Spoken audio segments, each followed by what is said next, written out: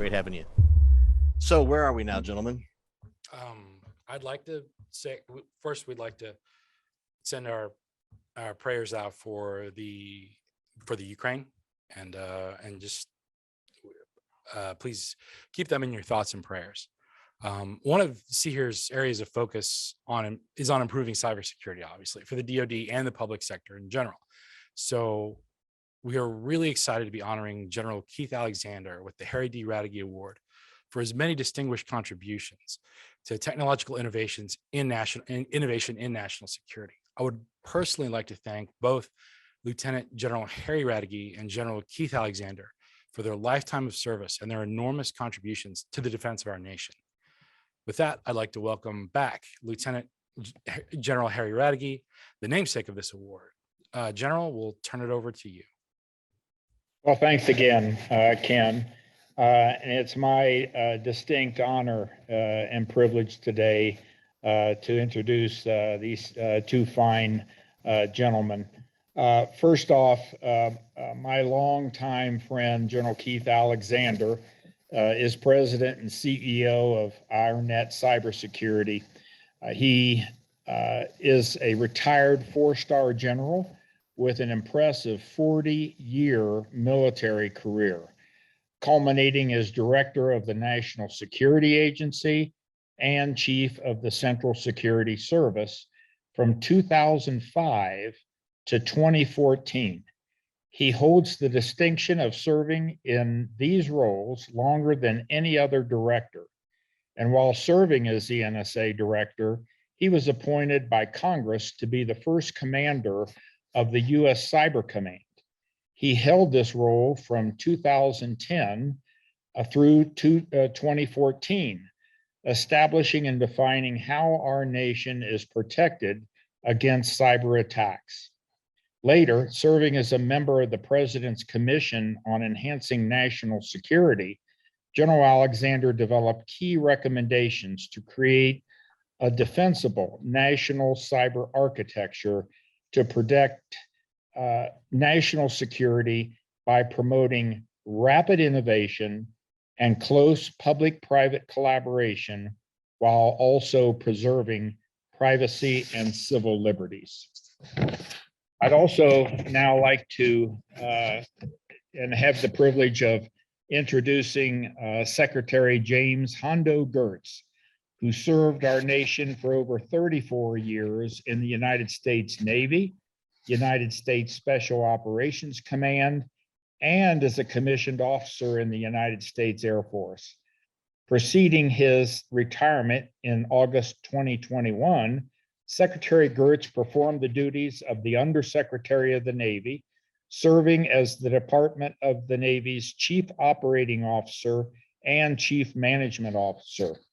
Prior to that appointment, Secretary Geurts served as the Assistant Secretary of the Navy for Research, Development, and Acquisition. As both Special Operations Command and the Navy, he was an innovator and leader in getting the best technology into the hands of the warfighters faster. Secretary Geurts' accomplishments have earned him notable recognition from private and public institutions alike. And last year, in April 2021, I'm extremely honored to say that Secretary Geurts accepted the same award from the America's Future Series that he will be presenting today to General Alexander for extraordinary contributions in technological innovation in national security. Thank you. And back to you, Ken.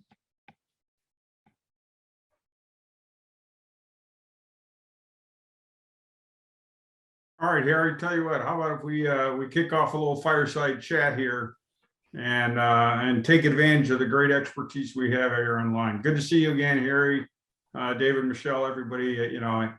We always say getting together is important, collaborating is important, breaking down barriers is important. And, you just got to turn on the TV to understand why. And it's my pleasure to recognize General Alexander and have a little chat with him as probably the world's most unique person in this cyberspace environment. And good to see you, General Alexander. Welcome here to the panel. Thank you, Secretary. Honored to be here. Hey, the theme for this conference is dual use. And as we talked about a little bit, I think, cyber may be the penultimate dual use technology. Because right now our commercial businesses and our national security are both kind of on the front lines of this. Having served in a unique position in both as a CEO and as a cybercom commander, what's your sense of that relationship? Do you think we are leveraging each other's skills and talents the way we should? And are there opportunities for us to do better given your kind of unique perspective? Well, so that's an open question. I mean, there's a lot we can cover in just that one. Starting out, there's a lot more we have to do. When you think about defending our nation, our critical infrastructure, our defense industrial base, the government in cyber, we have a lot to grow into. Specifically today, if you think about how we defend in cyber, in essence, everybody defends itself. That's a problem for the government because the government can't see attacks and stop them before they happen. It's a problem for the commercial sector because they get attacked, there's an incident, and now they have to rebuild. So what we have to do is step back and say, how do we address this problem? And that problem is, how do you get out in front of cyber in such a way that you say, like the Air Force, I'll use your Air Force analogy, a radar system. When we looked at protecting the country from enemy aircraft, we didn't say, I hope people will report when they see an aircraft flying overhead so we can figure out what it is. When they realize it's a bad aircraft, they'll tell us and we'll try to intercept it. Instead, we created an automated system, the radar. It stemmed out of World War II and it became an integrated air defense platform. And a lot of work went into going from monostatic to bistatic radar. All these different radars came out, and all the things that we now see in radar to help protect our country, not only from airplanes, but missiles. Mm-hmm. Now look at cyber. We don't see it. When you have an incident, and you worked your way through this in several of your different positions, when you have an incident and you ask people what happened, it's like talking to Johnny Depp. Right. Because they don't know, it's all of a sudden they're talking in words. What did he say? I don't know.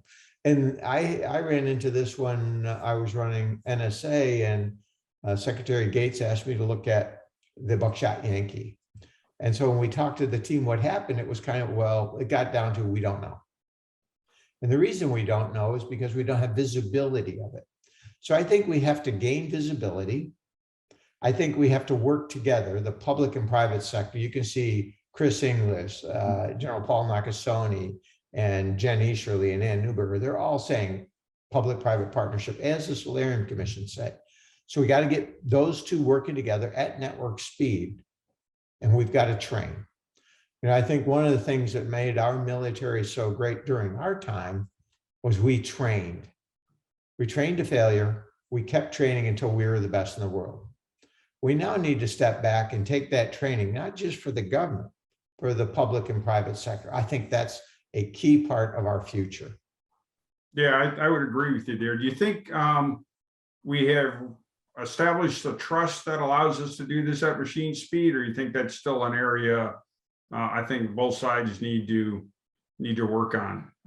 Yeah, that was my sense as well. We tended to shoot behind the target, and we trusted ourselves to talk about it after it happened, but for security reasons or market reasons or lots of other things, there didn't seem to be the trust to talk and alert each other on the front end. Do you sense that's getting better? I think it's changing out of necessity. I think that's a great question. So why would people change and start trusting? Well, we have to. That's part one. If we don't get to that point, those that don't trust will by themselves fail. They'll fall out of the herd and they will be victims. And the other part is, so what's the government got to do about this? And you bring out a great point.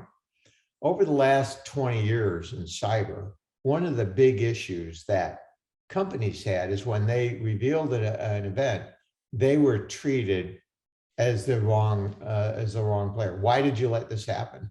I didn't let it happen. They got in. Well, you must have done something wrong, so we're going to wire brush you until we find out what it is. And we ought to be saying, hold it. It's like somebody robs a bank. You go into the bank and say, Well, why didn't you stop it? I said, we tried everything. They had machine guns. I said, well, why didn't you have machine guns? You know, you get to a ridiculous point. And the answer is people who are attacked in cyber are victims. So we ought to treat them like victims.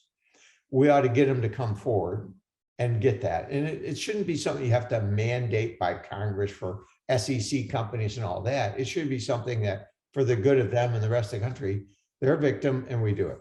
You know, I think what Kevin Mandia did at Mandiant when he said we were a victim, here's what we did, and he did that for the good of the nation. Mhm. Yeah, I Right. think you're right. And I'm starting to see that on both sides, right? Where we may have, information or alerts or whatever, or companies may have it and we're sharing it ahead of the event as opposed to after the event. And so I think that's, a positive step, but as you say, a lot of work to go. You wrote earlier this week about, we may be on the verge of the first all-out cyber war. It was funny to those in the audience, we spoke, I think it was 2 weeks ago, and kind of things we might talk about, and you alerted that the 22nd will be the day after the Olympics, and something interesting might happen, and your alert sensors were pretty well. What do you see, coming out of this from a cyber perspective and from a Russian motivation perspective? How do you see all this playing out? Because I think the interesting thing about cyber is once it starts, it may not be able to be contained, and the impact may go way beyond the borders of the range of a gun or a missile. Do you have a sense of that? Yeah, I think it's going to be tough for both the commercial and the government. Both sectors, the public and private, are going to find out that this game has changed, that nation states are using cyber not only as an element of power, but also as a way to attack our country, which in the past, since we started as a country, we've been isolated by the two oceans. Mm-hmm. Now cyber makes us right the middle of the web. If you look at the worldwide network, we're the center of the web. We're the center for the attacks. And I think what we're going to see is that the ultimate objective of warfare is to strike at the economy of a country and the will of the people. It's not to fight military to military. They're the kind of the blocking force, and hopefully it ends there. And before you can come in and take over the country, everybody gives up and you go into a peace. In cyber, you can bypass the military and hit a country with devastating results. And it's not just the United States, every country is in the same place. So what we are now going to see, I believe, over the next decade is evolving cyber now. How do you get cyber as a way of protecting it? And that goes back to our initial conversation. You've got to have the ability to see it and do everything about it. I think that's the future. And we've got to train like that. When I was in government, I've had some of the administration say, well, we don't want cyber to be used in warfare. My comments, that ship has sailed. It's already happening. They're doing it right now. You can see what Russia has done in a number of places, what they're doing today and what they've done over the last few weeks against Ukraine. What I believe they will do, based on the sanctions that we and other countries hit them with, is respond globally in cyber and physically in the Ukraine with military action. So both of those will go on concurrently. And those two battles are ones now that the National Security Council, the military, and everybody has to bring together and say, how do I work my way through that? From the positions you've had in government, the services that provide forces, the combatant commands that employ those forces, the command and control that goes with them, and the logistics that follow them is all part of that ecosystem that now can be attacked. So we got to get out in front of that. Yeah, it's interesting. I don't know that you can think of any other element that could attack both national strength and national prosperity simultaneously, short maybe of nuclear weapons. So it's, I think it's going to be challenging for us. You and I spent a lot of time, supporting the fight, providing, technologies and capabilities downrange. And for a long time, it seemed like, cyber and space were kind of in their own little bubble and their own little skiff. And even on the ops floor, only, certain people could talk to certain people. Do you sense that we're changing the way we think about employing our force? It's been a long time since we've had to fight to get to the fight, so to speak. Do you think we're breaking down the barriers even internally to the joint force to be able to think about cyber as kind of this warfighting tool in a way we haven't in the past? Yeah, I think Cyber Command has really evolved. I think what General Nakasone and the teams are doing is helping to do that. And in this administration, getting the rules of engagement in so that they can be brought to the fight, not after it's happened, but during it, I think is an important point. But there's much more to do, especially on the commercial side. How do we get the private sector engaged and plugged in? Now, interestingly, the majority of the private sector CEOs that I talk to, they want to come in and help. You can see the energy sector is all in. When I talk to the electric grid companies and stuff, their comments help us protect the grid. We want to keep power up. They need to keep power up. So I think companies are seeing it. It comes down to a set of economics. How do you make it cheap enough for them, valuable enough for them? How do you hook them together? And the reality is, to be completely transparent, cyber at times is so difficult for some generations like ours, and maybe even one below us, a more junior generation, to understand exactly what's happening. And so, if somebody says, well, I do A, then somebody goes, well, I do A too. It's like, well, that's not the A we're talking about. We want to really defend the nation. We don't want to just share information within a device, but share information so you can see what's going on. It's those kind of things we got to really level the playing field on. It's interesting. When we started US Cyber Command, we came in with a philosophy. We actually modeled it after SOCOM. Mm-hmm. And we said, well, so what's the special ops forces? How are you guys setting it up? How did you set up JSOC? Let's set up a Cyber National Mission Force. Let's do these things that would be analogous to and comparable to what you do in the special ops community, because it's essentially the same. And if you think about how the special ops community has transitioned over the last 40 years, now we've got to do that much faster with the cyber community. And I think you can see that happening. The leaders going, we actually learned a lot by what you and the special ops teams pioneered. Yeah, it was, in my conversations with you and others down there, I said, I'm not sure it's the right model, but it's the best model to start from. I think to your point, I can't even get my email to talk to my calendar, to talk to my phone. And so, some of us in leadership positions, I think, have to be comfortable or uncomfortable, and comfortable, relying on those coming up through the generations, to identify the opportunities. We just got to give them maneuver room as they do it. You spent a long time, 40 years in the military. You know how important mentorship was to you growing up. You were probably the young buck who had great ideas to, an older generation. How did you view mentorship then, and how? Now I'd be interested on the kind of industrial side as a CEO. Do you view mentorship and how you approach that differently, or very similarly? What's your kind of experience given your success on both sides of the camp there? I was very fortunate in government. I had some great mentors, and it actually ironically caused me to work harder because they demanded more of you, but it really paid off. And I think the mentorship program, both in the military and in the private sector, is really important. I think it starts with a set of values, like honor, integrity, hard work, etc. And it starts with work ethics. And you put all that together, and it starts with what leader would you follow? And you had this, you and I went through the same thing. Who would you follow? And you want to be in that unit. And who would you stay away from? You don't want to be in that unit. And so you start to see, where is it that you want to be? What are the types of leaders that you would follow wherever they went? I think for me, it was really interesting over my career to see those different types of leaders. And I've seen some great leaders. I can give you a story on one leadership if you want to hear a kind of. Let me hear it. Hit me. Yeah. So President Bush came up to Fort Meade to visit. And I asked the Secret Service guys, I said, so how, am I supposed to ride with the president? What do I do? And Secret Service guy goes, well, General, if the president tells you to get in his car, get in his car. If he doesn't get in your car, I thought, I can do that.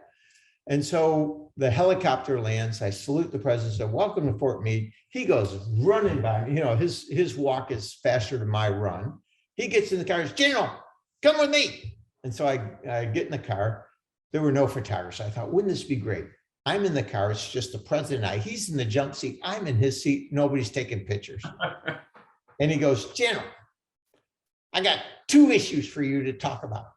First, it's you have 7 bosses. We're going to fix that. And I thought, whoa, danger, Will Robinson. My bosses are the president, the vice president, Secretary of Defense Rumsfeld, Cambone, the chairman of the Joint Chiefs, Stratcom, and USDI. You put all these guys together and you think there's 7. They all outrank me. Who are you going to throw under the bus and live another day? I looked the president right in the eye. I said, they're all great. And actually they were. Every one of them said, do what you need to defend the country. We'll back you. And they did. I got to go right to the vice president on a problem. Secretary Rumsfeld never stepped in and said, hey, you didn't come through me. He said, do the right thing.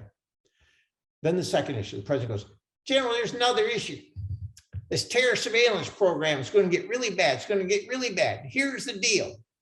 You defend the country, I'll take the heat. And he did every step of the way. And when I look at that, he took the heat in the press. He went up to the press and told them it was his program. He took that every step of the way.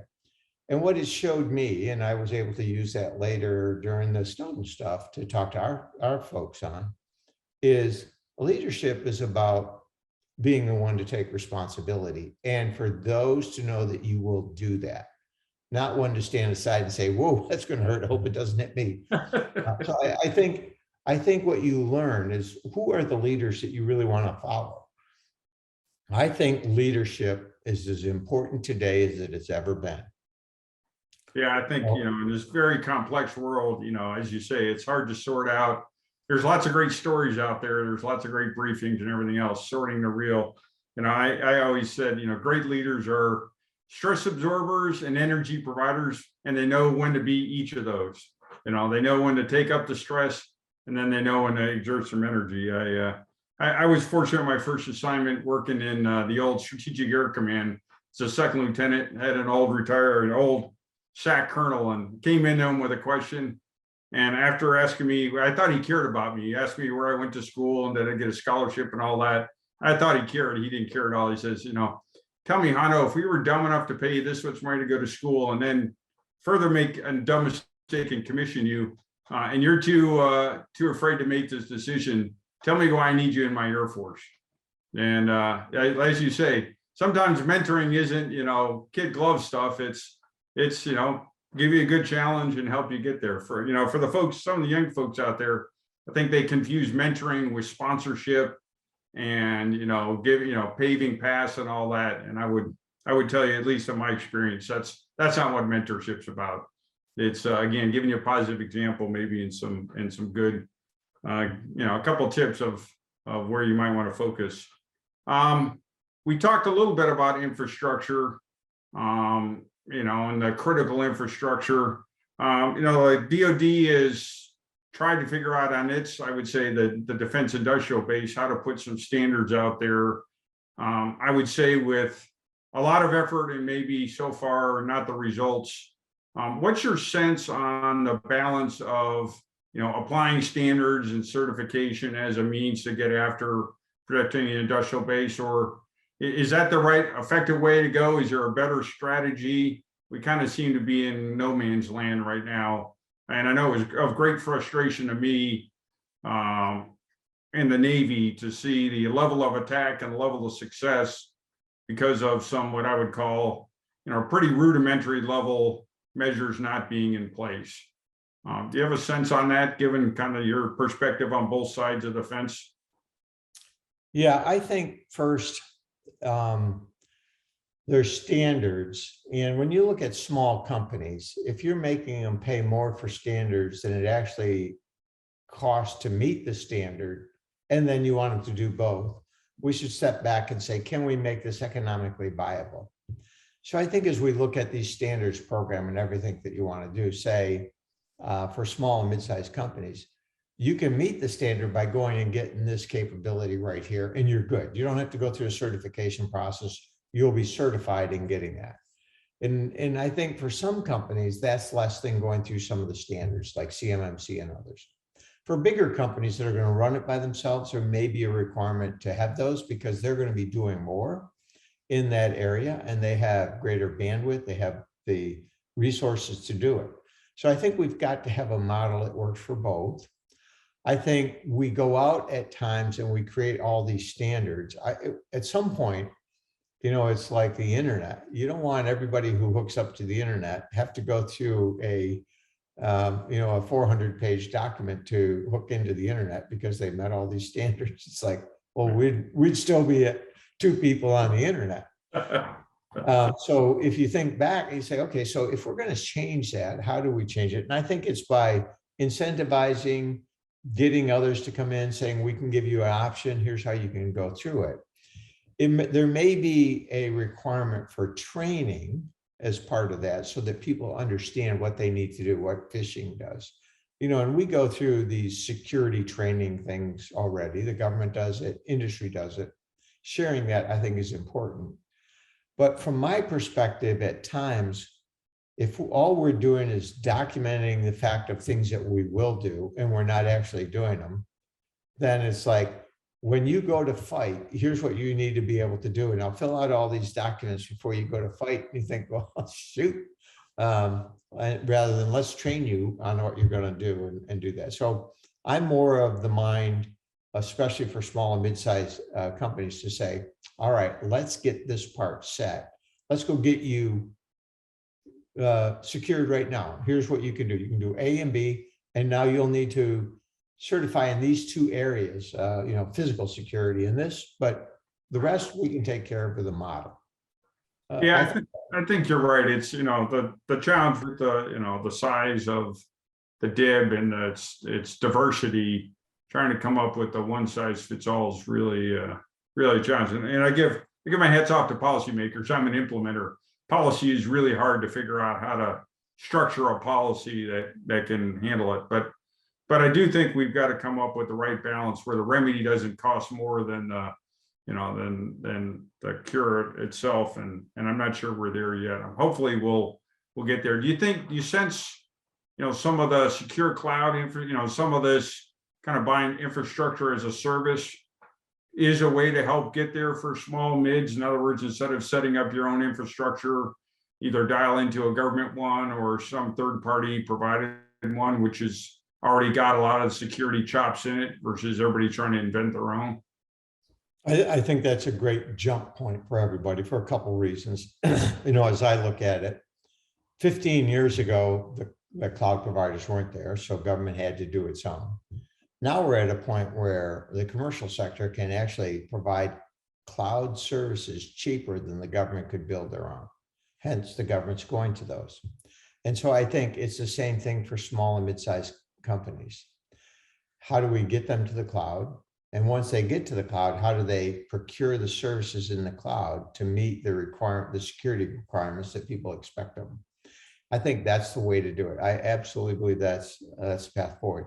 The other part of that is when you think about the cloud, the services and microservices you get with a cloud are so much better than you can get with a data center or on-prem that you quickly realize, wow, I can get an order of magnitude better capability. I don't have to refresh my hardware data center every 4 years. They're doing it. So I have a steady cost factor I can budget in. So I think there's a whole set of reasons. I think at the same point where the cloud providers need to continue to grow and show is, so how are we going to protect it? How do we make sure it doesn't become critical infrastructure and the point of attack? So there's work to be done there, and you can see them all working towards that as well. And I think the cloud offers so much. it actually is the basis, the foundation for building the radar picture we talked about at the beginning. If you have the cloud, you can now start to get the level of data access, visibility that you need to defend a nation. Yeah, I sense you're right there. And I think my sense also is folks are getting more comfortable or, segregating things in a cloud. In other words, you can, you have multiple clouds, you can have clouds within clouds, and you can get the benefits without, being exposed to everybody else who might be in there, if technology can continue to, I think, evolve in that arena. We talk a lot about resilience of infrastructure and industrial base. How about personal resilience? You're a kind of guy, 40 years in uniform, highest levels of government. I've had some of the same pressures. Any tips for, again, those folks in the industry out here who are facing pressures every day, and how do you stay fresh? It's one of the things that's really fascinated me over particularly my last 4 years in government, was staying fresh amongst all the challenges and pressures, whether you're in government or, you got plenty of them as a CEO, I imagine. Any tips or tricks that you might want to pass on to folks? Well, I was going to say alcohol, but Yeah. I think actually, it's interesting. I look at my peers and stuff, and I think I had this great, when I was going through school, professor get up in front of our entire class and talk about your well-being, your physical well-being, your mental well-being. And the reality is, so we work out, my wife and I work out 5+ days a week. Now it's not the workout that I was when I was 20, but it is much harder than more people my age would do.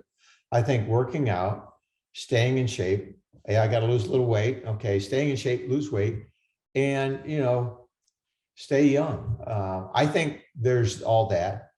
I like the idea of, and be able to laugh, not just at yourself, but to be able to laugh and have a good time. I think that's important, especially in a crisis. This from the crises that I've been in, when everybody's looking at those that are in charge. And when they look at those that are in charge, if they're going, oh my God, we're all going to die, everybody's like, whoa, whoa, whoa, whoa. Instead, what you want is, look, you want the confidence. You want somebody who's standing up there and saying, I've been through this before. We will get through this. Here's what we're doing. And to just calmly persevere. I think that's what's needed. And I think that's what, from my perspective, is important for all of us. So I think it's looking at all that, and, getting in shape has been, for me, really important, and staying in shape and continuing on with that. So. Yeah, I think that's, exerting some of that frustration and, pounding on the ground or whatever you're pounding against has helped. I think, remember, Joe, I had the same back to mentorship. I think it's so common. I had 6 different commanders. It was like a living, over my 12 years here, it was like a living leadership lab of the Joe Hotels and Bill McRavens and Eric Olson's and, just great leaders. Oh, and I remember Joe Hotel used to always say, run a happy command. You can be doing very important things of great consequence. Doesn't mean it's just got to suck, right? You can actually run a happy command. I appreciated kind of that piece of it. And then the other thing I learned was figure out some tasks during your day are energy zapping and some are energy producing, whether that's mentoring or getting out on the floor or, if you're in the field, getting out with the troops or something. And so I had learned that, figure out those energy producing tasks for you and put them on your calendar at the beginning, not at the end. And that was a great help. But I don't know we talk enough about it. The other thing I don't think we talk enough about as leaders is it's okay to ask for help. It doesn't mean give all your problems to your boss, but I've had personal situations where I've just gotten box corners and just, hey, I need to reach out to an old family friend or nobody or something and just ask for a little help. I think sometimes we get in the mode of too many leaders think they have to do it all by themselves to prove that they're, stronger than somebody else. And I've seen too many leaders put themselves at the point of crisis when, just asking for a little help or, you know, taking a half a day here. The Navy does an interesting thing. They make every flag take 2 weeks of unbroken leave every year, which I think is interesting. But for all you leaders out there, don't ignore it, because if you ignore it, it will come back and bite you in the butt. I'm sure between General Alexander and myself, we can, you know, on many more than one hand, name folks who didn't get that balance right and pay the ultimate price for that, I think. Yep. How about you? I'm sure you, in your new role and in your past role, you see a lot of interesting technologies. Anything, you know, not just in cyber, anything just pop out at you lately? You're kind of like, wow, this could really change the way we've thought about a problem or the way we might go attack something. Anything come to mind is just kind of, you know, on the front end? I think the metaverse stuff and what you're seeing with Oculus and all that is going to change the cyber realm in a very significant way. It's not quite there yet, but when you look at it in a three-dimensional Oculus and you start getting into a room, you can bring people in the room, the ability to see all around the walls, to have different computers put up there. I think that's part. So I put that technology on visualization. I would add to it the machine learning and AI. And I would start out with just a simple set of machine learning algorithms that go something like this. When you look at a problem and you say, I don't have enough people to do it, but those are problems that you could actually have a machine do. If we had the machine do it, at what point would the human need to be involved? And can we take machine learning and AI and accelerate that to handle some of these complex problems that we need? I think we're going to see that go at an extraordinary rate. And so you're seeing some of it with some of the AI companies. I think every company, including mine, is working machine learning and AI to help them solve these problems. And you can take data sets that if you were asking a person to look at it, that you don't have enough people. It was the same thing we faced 40 years ago in radar theory. When you think about That's a great analogy. Yeah, you get all these dots back.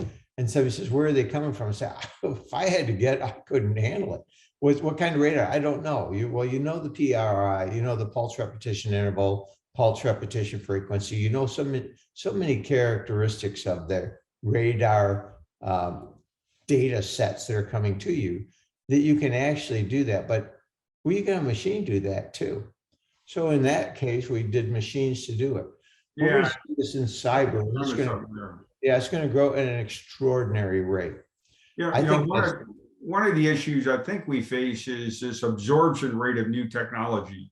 I mean, we can have great technology, but if it takes you 5 years to train a troop on it and 8 years to build your supply chain and everything else, versus, you know, taking AI to simplify things, you know, as you say, for the operator, whether it's looking at a screen or it's trying to figure out the decision aid or something else. I think there's a whole new level of things we can do to, you know, if not replace, it's certainly augment the challenges our folks are facing, whether it's in business or on the battlefield. It'll be interesting to see where it happens. Do you sense we've gotten over some of, you know, I think one of the byproducts of COVID was maybe helping build some trust that actually having, you know, secure supply lines and having national security is important for an emerging technology company, not just older folks. I sense we've got more recognition that owning our own supply chains and owning our own ability to do things is more important than ever. Are you sensing the same thing? And how would you say we need to think about cyber in the supply chain arena? So I think the supply chain, you know, and you know this from your time in the Navy. When you think about the Navy's supply chain for the defense industrial base, and we can make an analogy for cyber, think about all the pieces coming together for where your technology for the Navy was created. And when you think about that, the issue is, what are the important key intellectual property sets of information? Where are they? What are they? Where are they being held? How are we protecting them? And the answer is, that's really hard because we can't see them all. It's the same thing for cyber. So I think it becomes important. And your comments earlier about the cloud and bringing everybody in and making that cheaper, if we brought them into that, you bring them into almost into a community where they're now protected. They're visible, they're protected, and they know they're protected. They don't need to worry about that. You don't want 4 guys who are the best stealth technologists in the world that are working next generation stealth technology or next generation missile or whatever.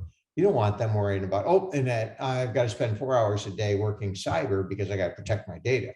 What you really want to do is say, we'll take care of that for you. Somebody's going to take care of that for you. We want you to focus on what the government, the nation needs you to focus. So I think we got to start thinking like that. I think that bringing those technologies, putting it all together, creating that ecosystem within the cloud, coming up with defensive algorithms and stuff is going to be part of the future. And I do think that is extremely important for all of us. Yeah, I think it's going to become even more, and maybe in a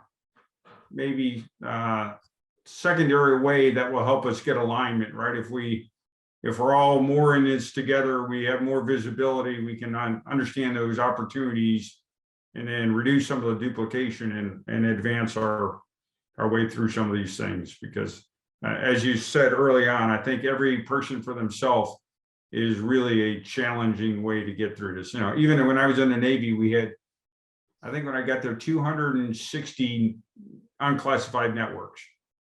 And it's impossible to defend, modernize, grow 260 independent. That's just the unclassified networks worth of things. And so I think rationalizing this, and I think we called it cattle drive or something, you know, drive down to what the key things are and then build really good products for all will be really critical as we go forward into this.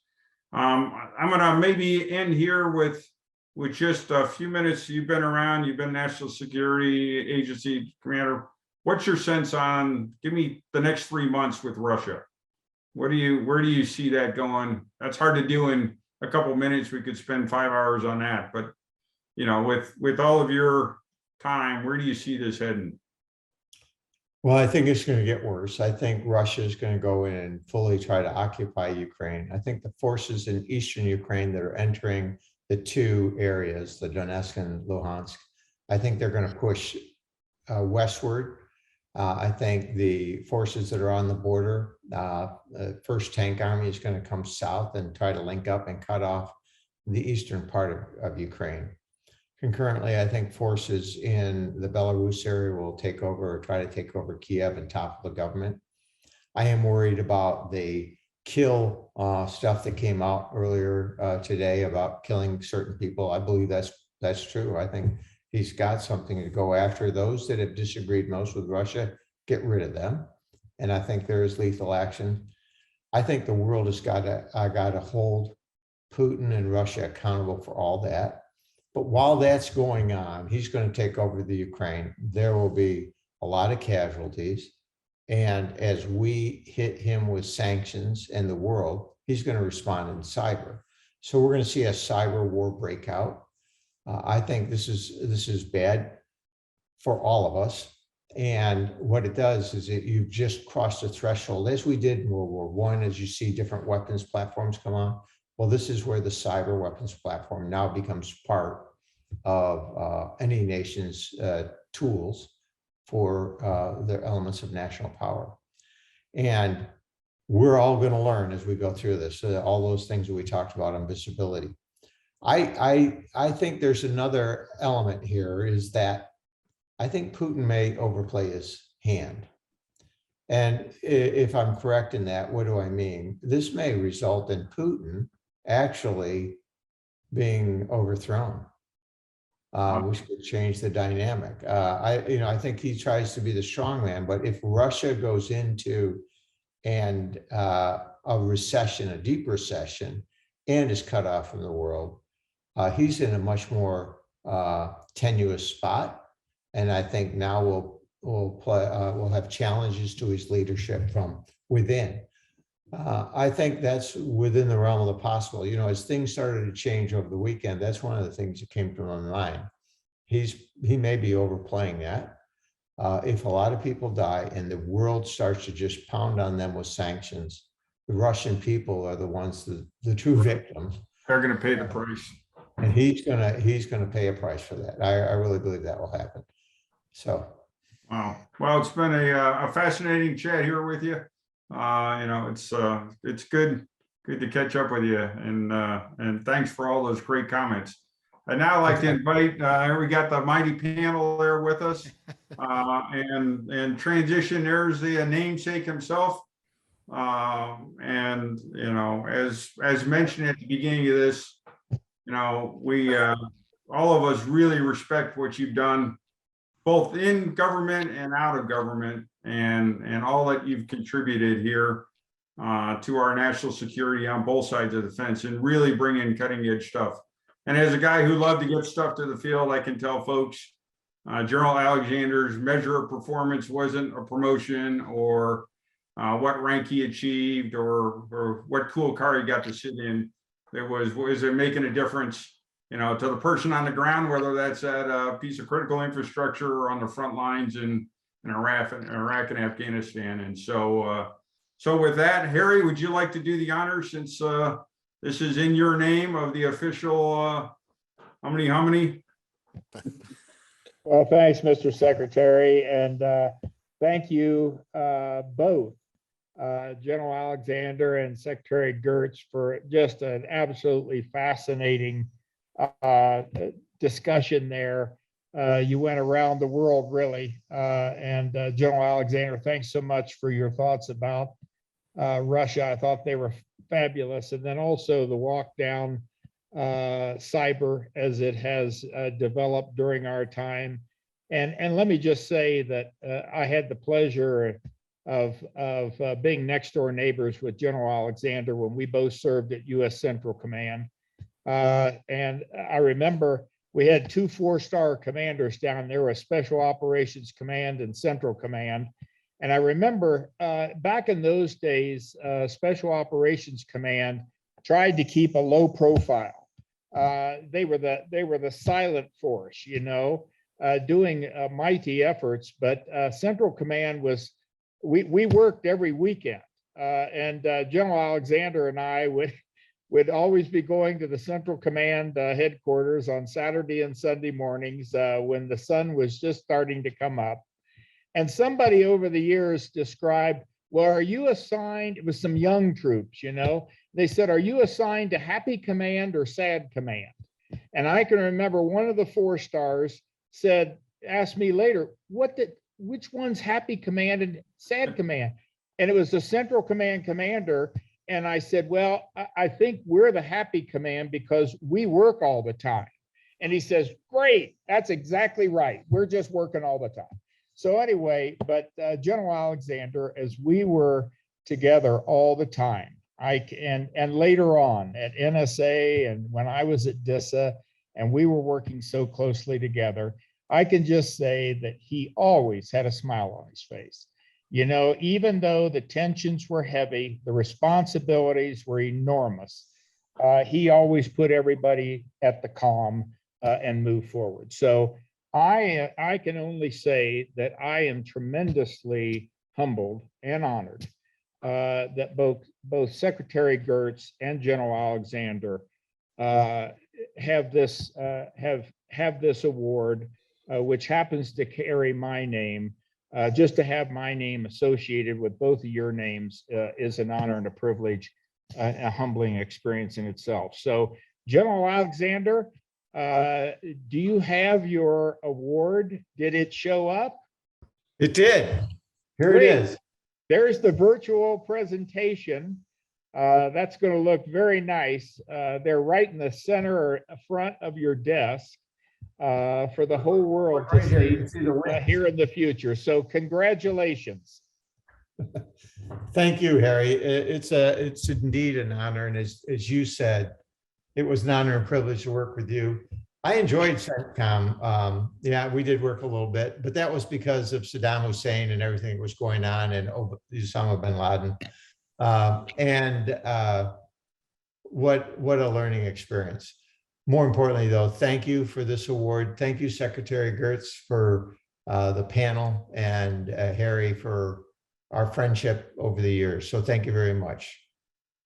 Thank you, sir.